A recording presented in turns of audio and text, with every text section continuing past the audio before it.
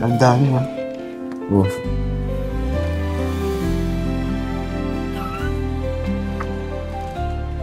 Dito. Dito kami nag-i-stay ni Ate Cheesy.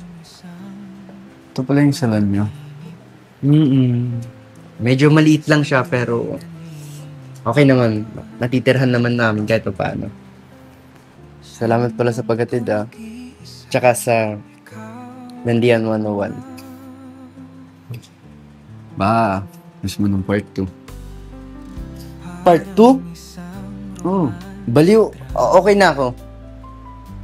eh mukhang wala naman tao dito Ano, sure ka? Ayaw mo ng part 2?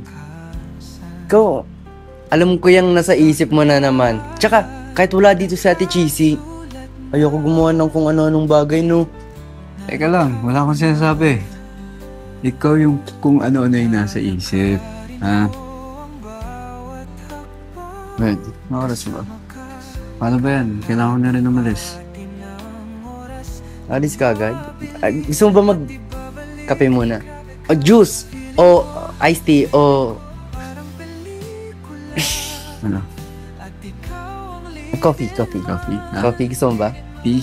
Coffee? Meron din sa bahay nun Hindi pa ako umalis, mismo na ako agad. Sige na nga. Hmm. Basta mag-ingat ka mag-drive, ha? Paano ba yan? Ano na ako?